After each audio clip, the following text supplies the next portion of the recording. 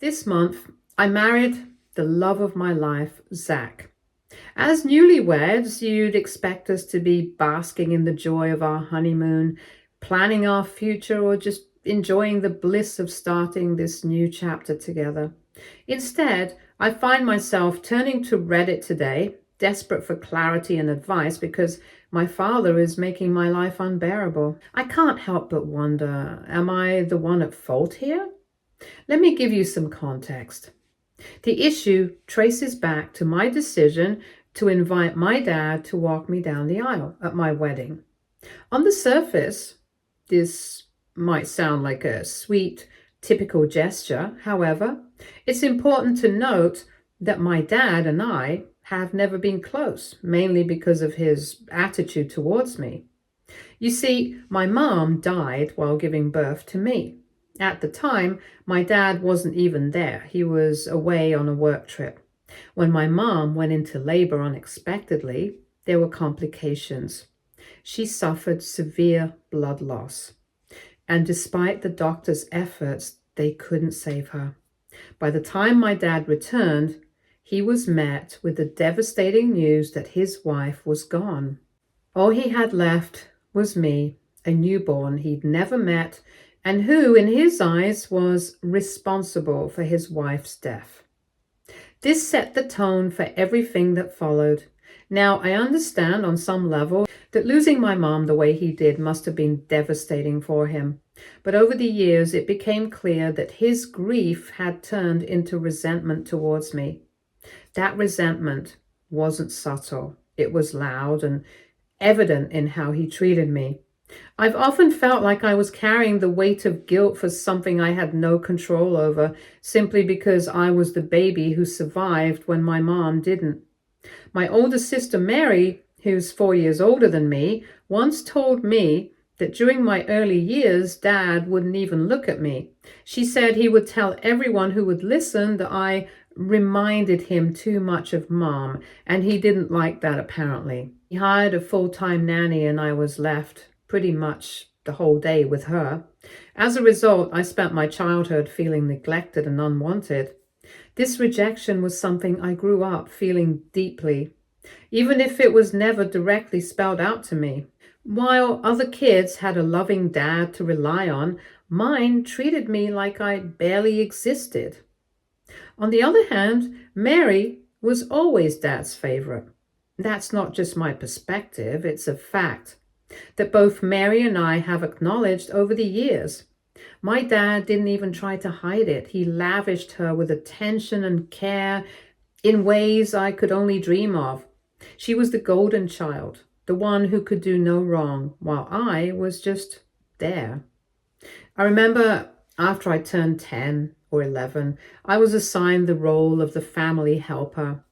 Dad would order me to do the household chores while Mary was exempt from lifting a finger. When I asked why, he would justify it by saying that Mary needed to focus on her studies and shouldn't be bothered with tasks like washing dishes or doing laundry.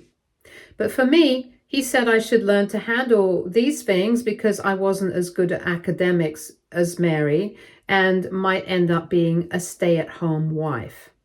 Obviously, this was unfair, but he didn't care. I was left to pick up the slack.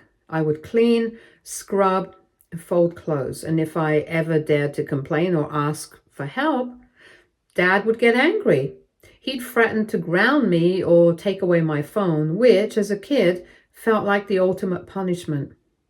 If I wanted something, a new outfit, a book, anything, I was told it was unnecessary or a waste of money. Meanwhile, Mary seemed to get everything she wanted without so much as a second thought. If I was stranded somewhere and called him to pick me up, he would flat out refuse and tell me to figure it out on my own, even if that meant walking home alone.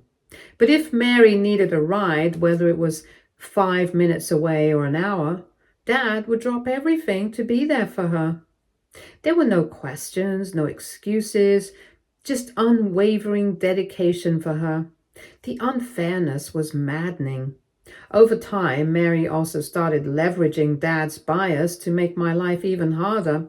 For instance, if something around the house broke, she would immediately blame me, knowing full well that no matter how much I denied it or explained what actually happened, Dad would side with her and punish me. Mary would use my love for arts and crafts as a way to belittle me. I've always been a creative person, finding joy in making things with my hands, but Mary would use this passion against me, mocking me to Dad, saying how girly and childish I was and how arts and crafts were just for losers. He would do nothing to defend me and would instead mock me alongside her. It hurt deeply because it was something that made me happy. And yet it became another reason for my family to treat me like I didn't measure up. On occasions, whenever I disagreed with Dad or stood up for myself, Mary would swoop in to defend him, painting me as a disrespectful and difficult child. Once, during an argument, she even went as far as saying that Mom would have been ashamed to have given birth to someone like me. She added that she wished I had died instead of Mom, as I was making her and Dad's life miserable. That statement shattered me. Can you imagine what happens when you hear such things from your own sibling and father almost every other day? You learn to live in guilt and start keeping things to yourself. Because of all this, I learned to be extremely cautious around both Mary and Dad. I felt like I was walking on eggshells all the time, constantly on guard to avoid doing or saying anything that might trigger their criticism or punishment. I was tired of getting blamed for Mom's death. I started counting down the years and days until I could leave for college, and when I finally got the chance, I didn't look back. I moved out and eventually got my own job so I could support myself. It felt like I finally had a taste of freedom. The ability to live life on my own terms without my dad and sister's constant shadow hanging over me. After I moved out, things with Dad improved slightly. Not because we became closer, but because we didn't see each other often anymore. The physical distance made it easier to avoid fights or tense encounters. Meanwhile, Mary, who never pursued a steady job, stayed with Dad rent-free over the years. She would claim to everyone that this was her strategy to save money, when in reality, I knew she just liked being coddled and favored by my dad. He liked taking care of her, even though she was a full-grown adult who should have been taught to be more independent and responsible, and she gladly let him. Once on Thanksgiving, Dad had invited me and my then boyfriend to spend the holidays at his house. I wasn't thrilled about it. I wasn't close with him, but I agreed out of politeness. My boyfriend and I decided we would only stay for 3 nights and then spend the rest of the holiday with his family, where things were warmer and more welcoming. When Mary met my ex during that Thanksgiving visit, things took a turn for the worse. From the moment they were introduced, she was constantly flirting with him in ways that felt entirely inappropriate. She kept showering him with compliments, calling him handsome and gorgeous, while subtly putting me down by saying she never thought her ugly duckling of a sister would end up with someone like him. I was obviously offended, but I didn't want to start a fight with her in front of my then boyfriend. However, her behavior crossed the line when she began finding excuses to touch him. Light brushes on his arm, leaning in too close, or playful taps on his shoulder. It wasn't just uncomfortable for me, it was incredibly disrespectful. This is when I tried to handle the situation maturely. I pulled her aside and politely asked her to tone it down, explaining that her actions might be making him uncomfortable. But Mary, true to form, brushed me off, saying I was overreacting and that I should stop bringing the evening down with my jealousy. She dismissed my concerns as if they were trivial, even laughing at me. After dinner, Dad went upstairs to his room, leaving me, Mary, and my ex to watch a movie together in the living room. What should have been a cozy, relaxing evening quickly turned into another uncomfortable situation. Throughout the movie, Mary kept finding reasons to play fight with my ex like a child, nudging him, teasing him, and leaning into his personal space. What made it even worse was that my ex seemed to be enjoying all the attention. While I wouldn't say he was openly reciprocating her flirtation, he certainly wasn't discouraging it either. Seeing them both, I felt completely sidelined, like I was the third wheel to my own boyfriend and sister. It was humiliating. At some point during the movie, I couldn't take it anymore. I was tired, emotionally and physically, and the weight of feeling disrespected in my own family's home was too much. I excused myself and went upstairs to get some sleep, leaving them alone to finish the movie. I thought my boyfriend would eventually join me in my room, but he never did. The next morning, I woke up early and the house was eerily quiet. Something felt off immediately, especially since I noticed that my then boyfriend hadn't slept beside me at all throughout the night. Concerned and a little suspicious, I decided to go downstairs to check on him, thinking maybe he'd fallen asleep on the couch while watching the movie, but he wasn't there. A pit began to form in my stomach as I thought about where else he could be. Against my better judgment, I walked towards Mary's room, my heart pounding. I opened the door, and there they were, my worst fear playing out before my eyes. My ex and my sister were sleeping in bed together, half naked. On the floor beside them were 2 empty wine bottles and glasses. The sight made me feel sick to my core. My head spun with disbelief and anger as I realized that he had slept with my sister. Of all the people he could have cheated on me with, it was Mary, my sister, the one person who had already made my life miserable for as long as I could remember. I couldn't hold back my rage. I screamed, startling them awake. They both looked startled and panicked as I began angrily throwing pillows at them. My ex started stammering apologies, claiming over and over that it was a mistake and blaming the alcohol. He said they'd both been too drunk to know what they were doing, as if that was supposed to excuse their actions. His words only made me angrier. Drunkenness doesn't erase betrayal. What hurt even more was Mary's reaction. She never apologized. She didn't even seem embarrassed or regretful. Instead, she had the audacity to tell me to get out of her room so that she could get dressed.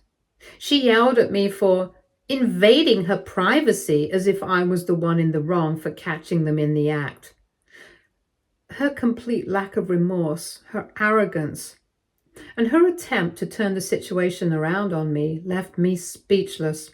When I told my dad what had happened, I expected at the very least that he would share in my outrage or offer some kind of support. Initially, he seemed just as shocked and appalled as I was.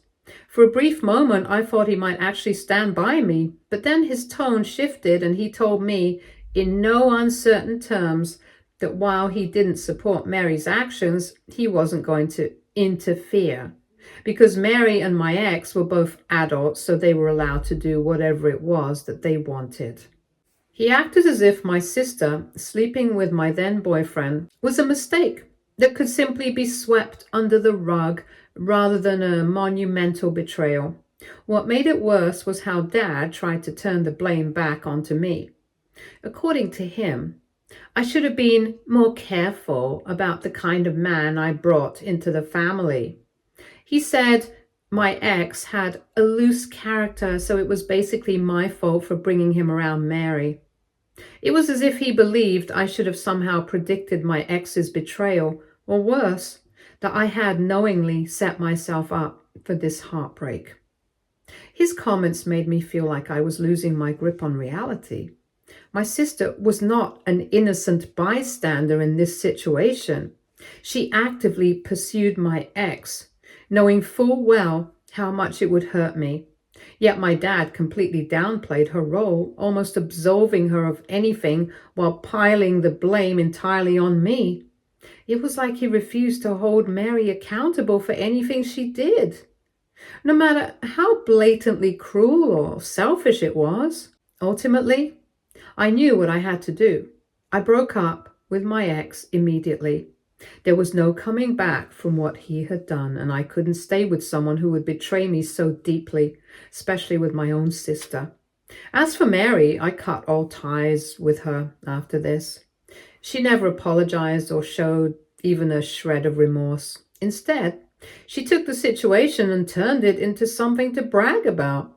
She went around telling our cousins about how she stole my man in one night, and even boasted that he had apparently told her she was better in bed than me. It was vile and humiliating, and she said it all with pride, as if hurting me was some kind of twisted victory for her. My relationship with my dad also fractured. His refusal to hold Mary accountable and his decision to side with her, even indirectly, was the final straw. I went into no contact with him. Dad would sometimes try to reach out to me to smooth things over, but I would refuse any communication. However, things then changed out of nowhere. Earlier this year, my dad had a major health scare. It was serious, and while the doctors were able to save him, the experience left him weak and in need of care. Despite all the pain and resentment I harbored, I was the one who stepped up to help him, not out of obligation, but because I knew I had the means and the heart to do it. I had already lost my mom, and despite everything, I didn't want to lose my dad, too. I took on a lot of the responsibilities for his recovery. I paid for medical bills that his insurance didn't cover and hired a caretaker to ensure he was comfortable and recovering well at home. It wasn't easy, but I did it because it felt like the right thing to do. My sister, on the other hand, did little to nothing to help. Her salary isn't enough to pay for anything substantial, and she didn't seem particularly inclined to contribute either. She just let me handle all of Dad's responsibilities. I guess during this time, Dad's eyes finally opened to the truth. He realized how much I was taking care of him, while Mary wasn't lifting a finger. Unexpectedly, he apologized to me. He acknowledged how he had treated me growing up, how he had failed to be there for me, and how he had let Mary's actions slide when they hurt me the most. For the first time in my life, I felt like Dad truly saw the pain he had caused me. It was a healing moment, and while it didn't erase everything, it opened the door for us to start rebuilding our relationship. We began talking more, and for the first time in a long time, I felt like there was hope for us. So when I started planning my wedding, inviting my dad felt like the right thing to do. Our relationship seemed to be slowly improving, and despite everything, I wanted him to be there for such an important moment in my life. However, inviting Mary was out of the question. She had never apologized or showed me that she felt remorse for what she had done to me. She and I had no relationship, and I wanted to keep it that way. But my dad, perhaps emboldened by our renewed connection, began to push for me to invite her. He insisted that Mary had changed and deserved a second chance. I asked him point blank if she had really changed, then why she hadn't reached out to me even once to apologize. If she was remorseful, surely an apology wouldn't be too much to ask. But instead of understanding my perspective, Dad doubled down, saying I should let bygones be bygones and not pester Mary for an apology. He argued that it had been years since the incident with my ex, and that my wedding was the perfect opportunity for a fresh start for all of us. I couldn't believe he was asking this of me. After everything I'd been through, after everything Mary had done, he wanted me to just forgive and forget without so much as an acknowledgement from her of the harm she'd caused. It felt like yet another example of him excusing her behavior while expecting me to take the high road. But this time, I wasn't going to let that happen. I put my foot down and told him no. If Mary wanted to make amends, the first step was an apology. And until that happened, she had no place in my life, much less at my wedding. This is when my dad flat out said that if Mary wasn't invited, he wouldn't be attending either. Nor would he walk me down the aisle. He even tried to manipulate me by saying that their absence would cause people to gossip and that it would reflect poorly on me for not having them by my side on such an important occasion. I realized that this was yet another instance of him trying to control the situation and guilt me into doing what he wanted. But I had made up my mind I wasn't going to let him or anyone else manipulate me. So I disinvited him altogether. If he wasn't going to respect my boundaries, then he didn't deserve to be part of my special day. Instead, I turned to my paternal grandfather and asked him to walk me down the aisle. When I told Grandpa about the situation, he immediately agreed. He was honored to take on the role, and he didn't hesitate to express his disappointment in my dad's behavior. Grandpa, like many others in our family, knew about my dad's favoritism and how he'd blamed me for my mother's death all my life. He was deeply disappointed that even now, after everything, Dad hadn't changed. Anyway, my wedding day was beautiful. Grandpa walked me down the aisle with pride, and we had an amazing time celebrating with the people who truly cared about me and my happiness. It felt like the fresh start I had always dreamed of, surrounded by love and support. But of course, my dad wasn't going to let things go so easily. After the wedding, when he found out what had happened, he threw a massive tantrum. He called me, outraged, and said he couldn't believe I had gone through with the wedding without him. He admitted that he had fully expected me to back down and invite him back, and he was livid that I had asked Grandpa to take his place, insisting that Grandpa had no right to walk me down the aisle. What really seemed to push Dad over the edge, though, was the wedding gift I had received from Grandpa. You see, during the reception, Grandpa, who had been so supportive towards me throughout this entire process, made a surprising announcement. He said he was giving me his vacation house as a wedding gift, wanting me and my husband to make new memories there. This was completely unexpected, and I was overwhelmed with gratitude. Grandpa told me that he believed, out of Mary and me, that it was me who truly appreciated the value of family and the memories that came with the house. He said he knew I would cherish it and take care of it, just as he had. His gesture meant everything to me, but it has infuriated my dad. As Grandpa's only child, Dad had always assumed he would inherit everything, including the vacation house. Now that it has been gifted to me, Dad sees this as a betrayal on my part. Since the wedding, my dad and Mary have been relentlessly accusing me of stealing the vacation house from them. They insist that it's my dad's legal right to inherit it as Grandpa's only child and have been pressuring me to give it back to him. The accusations are as unfair as they are absurd. Mary, predictably, has been the loudest, egging Dad on and portraying me as some kind of an opportunist who manipulated and took advantage of Grandpa's generosity.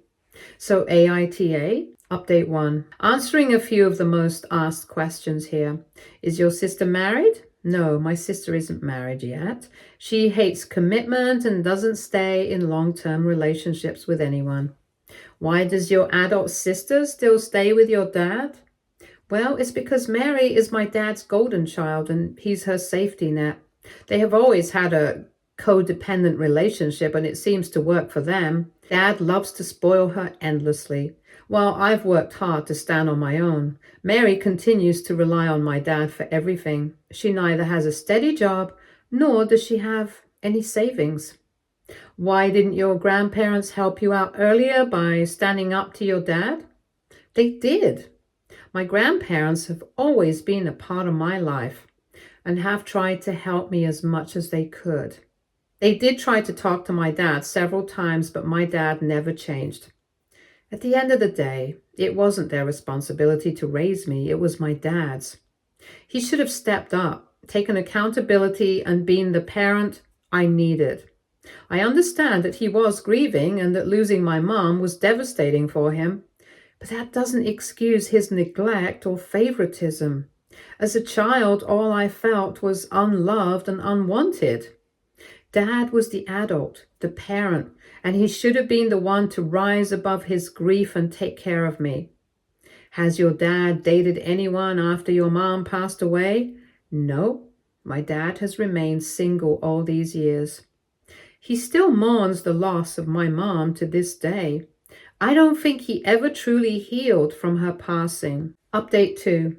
So today I met with Dad, and he had been incessantly calling and messaging me for weeks, and I finally decided it was better to meet him face to face and put an end to this ongoing drama. When we met, I firmly told him that I wasn't going to give the vacation house to him and that he needed to let go of the idea that he was entitled to inherit it. Grandpa had given it to me as a gift, and his decision was final.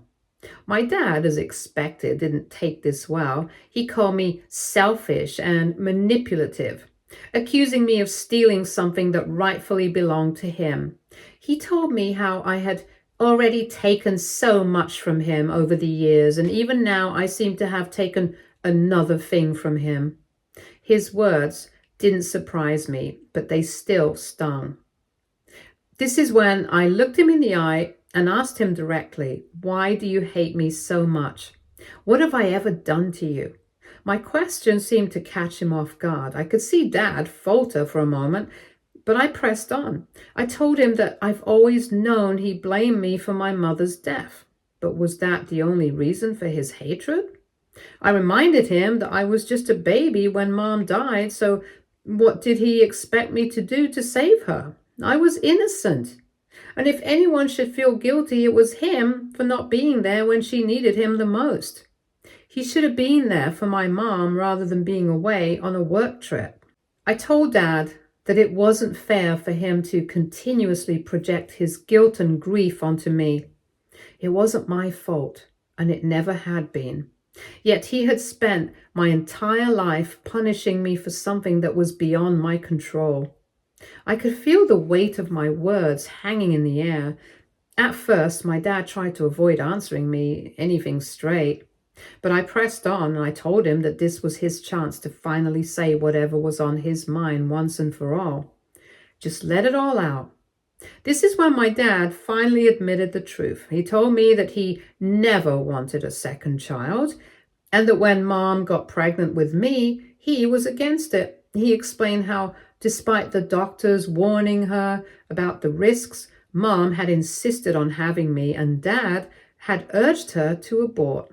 Ultimately, it was her decision, and he couldn't do anything about it. So when she died, giving birth to me, he blamed me for taking her away from him. He told me that for years, he wished I had never been born, and that as I grew older and started to look more like her, it only made him miss Mom even more. My heart broke as he spoke. Dad told me that only after I took care of him this year following his health scare did he realize that I was also more like Mom in other ways, especially in how caring and giving I am, just like she was. This is when he finally started to feel this overwhelming sense of guilt, and that is when he apologized to me. He told me he genuinely regretted the way he treated me, but he just couldn't help himself since my sister was easier than me. He admitted that Mary never reminded him of Mom. She was more like him and never made him confront his own pain. Then my dad told me how he had hoped my wedding could fix everything. He hoped to show up as a united family at my wedding. But when I didn't invite Mary and disinvited him, I had apparently ruined everything. He said that me asking Grandpa to walk me down the aisle was the biggest betrayal I could have done to him, and that I robbed him of the experience as a father. I couldn't believe what I was hearing. After everything he had put me through, he still had the audacity to point fingers at me. It was as if I was the one who had wronged him, when all I had ever done was try to heal a relationship that was always one-sided. I scoffed at his words, feeling both angry and numb. I told him that clearly I was never going to be good enough for him. Clearly, I was always going to be the scapegoat of the family no matter what. At this point, I was just done trying to fix things with him. He didn't deserve my effort or my care anymore. I told him that if he ever found himself in the hospital again, he shouldn't expect me to pay his medical bills or help him out anymore. Instead, he should rely on his precious daughter, Mary, who can't even take care of her own finances every month. I also reminded Dad that Grandpa had given me the vacation house all on his own. I told him if he had a problem with that, he could take it up with Grandpa because I was done trying to explain myself or justify my actions. Dad tried to argue further, but I quickly left as I was done listening to him. Since then, Dad has been calling me several times, but I haven't bothered even picking up. At this point, I'm just done with his toxic presence and want to concentrate on my marriage. Throughout all this, my husband Zack has been amazing support. He understands my family's issues and supports me. Update 3. It's been almost a month since my last update. Even after our conversation, my dad didn't give up trying to guilt trip me. He kept sending me text after text filled with apologies, trying to make me change my mind about everything. He apologized for the way he treated me and for the things he said, hoping I might soften and reconsider my decision to cut him off. He told me that he would really need me by his side whenever he was sick in the future, since I was the only one he could trust enough to take care of him. But no matter how many times I read his messages, they didn't change anything. His words felt empty. Too little, too late. His apologies were just another attempt to regain control, and I wasn't buying it anymore. Meanwhile, Mary sent me a long, angry message blaming me for everything. She told me how it was unfair of me to threaten to cut off Dad and that he had already suffered a lot because of me. She also told me that because of me, she had to grow up without a mother. According to her, I am a curse in everyone's life, and it's my fault that our family is broken. She even went as far as to claim that I had stolen the vacation house from Dad and that I would get my karma. I didn't waste my time replying to her and just blocked her. She can cry and scream all she wants, but the vacation house is mine, and there's nothing she can do about it. Stay tuned for more stories from our girl relationships.